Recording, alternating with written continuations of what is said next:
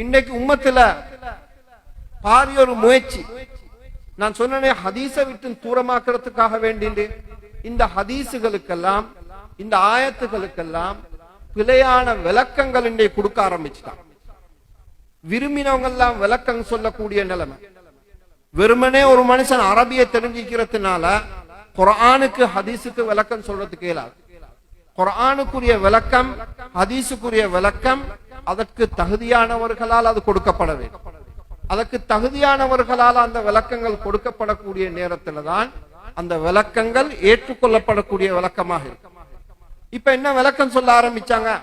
இமாம் புகாரி ரஹிமஹுல்லாஹு தஆலா இங்க பாப் அமைச்சிருது என்னண்டா, ஹிஜ்ரி 2வது நூற்றாண்டுடைய ஆரம்பத்தில் முஅ்தஸிலாக்கள் சொல்லக்கூடிய ஒரு பிரிவு இருந்தாங்க.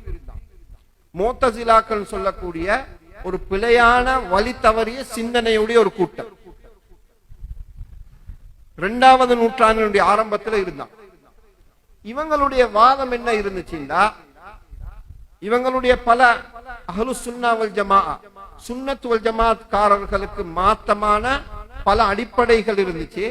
அதுல ஒன்று என்னன்னா, ஏதாவது ஒரு விஷயம் குர்ஆன்ல ஹதீஸ்ல வந்திருந்தா நாங்க அதை தர்க்க ரீதியாக நாங்க ஆய்வு செய்வோம். எங்கட புத்தியை பயன்படுத்தி நாங்க அதை ஆய்வு செஞ்சு பார்ப்போம். எங்கட புத்திக்கு அது சரியாக படுகுது என்றால் நாங்க அதை ஏற்றுக்கொள்வோம். எப்ப எங்கட புத்திக்கு மாத்தமாக இந்த ஆயத்துக்கள் ஹதீஸுகள் எங்களுக்கு விளங்குதோ நாங்க அதுக்கு வேற விளக்கங்கள் கொடுப்போம். நாங்க அதை ஏற்றுக்கொள்ள மாட்டோம். இல்லைன்னா அதுக்கு வேற விளக்கங்கள் கொடுப்போம்ன்ற ஒரு நிலைப்பாட்டுல அவங்களோட காலத்துல வேலை பார்த்தாங்க. அவங்க இருந்தாங்க. முஅ்தஸிலாக்கள் ஒரு கூட்டம் பின்னால காலம் வரையும் இருந்தாங்க. மூத்தாகிட்டாங்க, போயிட்டாங்க. அவங்களுடைய அந்த தொடர் இல்லாம போயிடுச்சு. ஆனா இன்றைக்கும் அந்த முஅ்தஸிலா சிந்தனையுடையவங்க இன்னைக்கு இருந்து கொண்டு தான் இருக்கிறாங்க. நாயத்துக்கு முஅ்தஸிலாக்கள் என்ன விளக்கம் சொல்றாங்கண்டா, குர்ஆன் அல்லாஹ் தஆலா சொல்றான் தானே அமல்கள் எல்லாம் இருக்கிறேன்னு சொல்லி, அமல்கள் எல்லாம் இருக்கிறேன்டாங்க தராசு கொண்டு வந்து வச்சு அமல் எல்லாத்தையும் அதுல போட்டு நிற்கிறன்றதெல்லாம் ஒன்றும் இல்ல.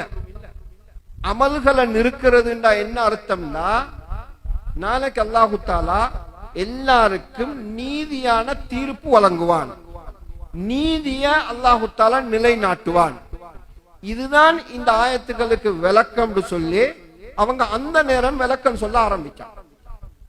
இமாம் புகாரி ரஹிமஹுல்லாஹு தஆலா இன்னைக்கு இந்த பாபுல் இந்த பாடத்துல தலைப்பு அமைச்சிராங்க என்னன்னா, நீங்க சொல்றது மாதிரி எல்லாம் இந்த ஆயத்துக்களுக்குரிய விளக்கம் நாளைக்கு அல்லாஹ் தஆலா தராசுன்ற ஏற்பாடு செஞ்சு அதுல அமல்களை நிறுக்கப்படும்ன்றதுதான் அஹ்லு சுன்னா வல் ஜமாஅவாகிய எங்கட நம்பிக்கை.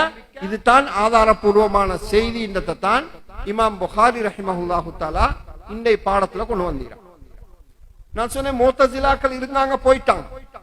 ஆனா இன்றைக்கும் ஒரு கூட்டம் நாங்க ஹதீஸுகள் எல்லாத்தையும் அப்படியே வந்தமாய் நம்புறதுக்கு தேவையில்லை, நாங்க அதை வச்சு பார்ப்போம், எங்கட புத்திக்கு சரியா படுகுது, புத்திக்கு ஏற்றுக்கொள்ளப்படுகுது என்று இருந்தால் நாங்க அதை ஏற்றுக்கொள்வோம்.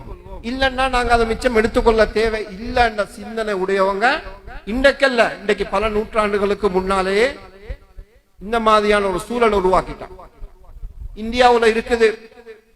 உங்களுக்கு தெரியும் அலிகட் யூனிவர்சிட்டி. அலிகட் யூனிவர்சிட்டியுடைய இஸ்தாபகர் சர் சையத் அஹ்மத் கான், இவர் இந்த சிந்தனையை கொண்டு வந்தார். இவருடைய வாதம் என்ன இருந்துச்சுன்னா, ஹதீஸுகள் எல்லாத்தையும் நாங்க ஏற்றுக்கொள்வோம்.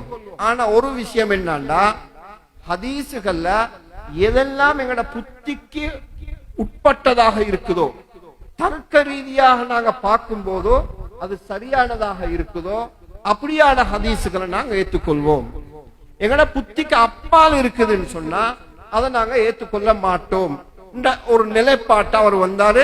இதே மாதிரியான கருத்துடைய பல அறிஞர்கள் அவங்களுடைய காலங்கள்ல பல பெரிய அறிஞர்களாக பார்க்கப்பட்டவங்க அரபு நாடுகள்லையும் தான், இந்தியா பாகிஸ்தான் ஆசிய நாடுகள்லையும் தான் அப்படியான பல அறிஞர்கள் கருத்துக்கள் சொல்லவும் எழுதவும் ஆரம்பிச்சாங்க. இதனால உம்மத்துல பெரிய ஒரு ஹதீஸுகளை வழங்குறதுல இருந்து ஹதீஸுகளுக்குரிய இடத்தை கொடுக்கறதிலிருந்து பெரிய ஒரு வீழ்ச்சி ஏற்பட்டுச்சு. கண்ணியமானவங்களே, இந்த சந்தர்ப்பங்கள்ல எல்லாம் எங்கட உலமாக்கள் மைதானுக்கு வந்தான். எங்கட உலமாக்கள் இதை எடுத்து காட்டினான். அன்னைக்கு இமாம் புகாரி ரஹிமஹுல்லாஹு தஆலா அந்த பிழையான சிந்தனைகளுக்கு விளக்கம் எழுதி தன்னுடைய கிதாபுல தனியான ஒரு பாபு அமைச்சு இந்த பாபுல அந்த பிழையான விளக்கத்துக்கு அவங்க மறுப்பு தெரிவிச்சது மாதிரி இந்த மாதிரி புதிய சிந்தனைகள் வரக்கூடிய நேரத்தில எல்லாம் எங்கட உலமாக்கள் இதை தெளிவுபடுத்தினாங்க. எப்ப குர்ஆன் ஹதீஸ்ல ஒரு விஷயம் வருகுதோ நாங்க எங்கட புத்தியை வச்சு ஆய்வு செய்யறதுக்கு முடியாது. உலகத்துல மனுஷனுக்கு அறிவு 3 விதத்துல வாரத்துக்கு. ஒன்று அவனுடைய புலன்களால, கண்ணால பார்த்து, காதால கேட்டு, அவனுடைய புலன்களால் அவனுக்கு கிடைக்கக்கூடிய அறிவு. இரண்டாவது ஒன்று இருக்குது, அவனுடைய அனுபவத்தினால் அவனுக்கு கிடைக்கக்கூடிய அறிவு. இது சாதாரணமாக இன்றைக்கு நாங்க எல்லா துறையிலும் நாங்க பார்க்கக்கூடிய ஒன்று. மூன்றாவது ஒரு அறிவு இருக்குது, இது முஸ்லிம்களோட சம்பந்தப்பட்டது. அது என்னன்னா இந்த ரெண்டுக்கும் அப்பால வஹியுடைய அறிவு. அல்லாஹும் அல்லாஹுடைய ரசூல் ஸல்லல்லாஹு அலைஹி வஸல்லம் அவங்களும் சொல்லி தந்த விஷயங்கள். அவங்க சொல்லி தந்த விஷயங்கள்ல மனுஷன் தன்னுடைய புத்தியை பாவிச்சு எதுவும் செய்யறதுக்கு முடியாது. புத்தியை பாவிச்சன்னு சொன்னா இன்றைக்கு நாங்க எத்தனையோ ஹதீசுகளை நாங்க மறுக்க வேண்டிய. ஒரு உதாரணம், ரசூலுல்லாஹி ஸல்லல்லாஹு அலைஹி வஸல்லம் அவங்க தண்ணி உள்ளுக்கு கைய போடுறாங்க. சின்ன பாத்திரம் இருக்கிறவங்களுக்கு உது செய்யறதுக்கு தண்ணி போதாது, தண்ணி உள்ளுக்கு கைய போடுறாங்க.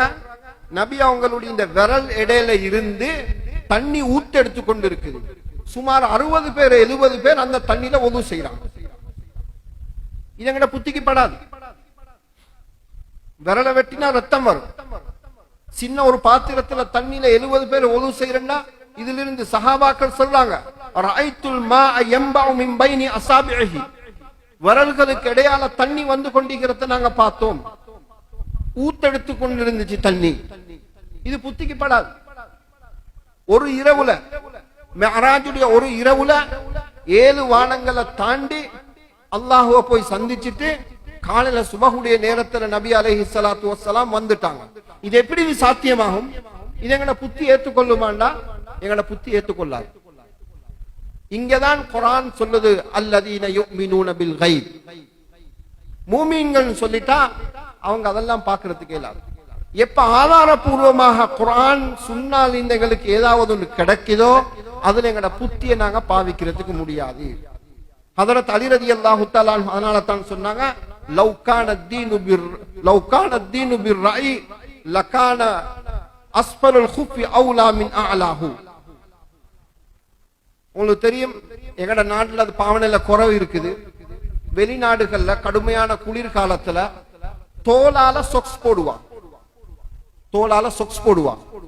அந்த சொக்ஸ் போட்டன்னு சொன்ன அந்த தோலால போடக்கூடிய அந்த சொக்ஸ் இருக்குது, அதுக்கு மோசான்னு சொல்லுவாங்க உருதுல, காலுரை. அது போட்டன்னு சொன்னா கால் கழுவாம அதுக்கு மேலால மசில் செய்யறதுக்கு அனுமதி இருக்கு. பிரயாணத்துல இருந்தாங்கன்னா 3 நாளைக்கு, ஊர்ல இருந்தாங்கன்னா 1 நாளைக்கு அது செய்யறதுக்கு அனுமதி இருக்கு. மசாலா என்ன சொல்லுதுண்டா, அந்த மோசாவுக்கு மேலால அந்த காலுரைக்கு மேலால மசில் செய்யும் போது மேல் பக்கத்தை மசில் செய்யணுமே தவிர கீழ் பக்கத்தை அல்ல.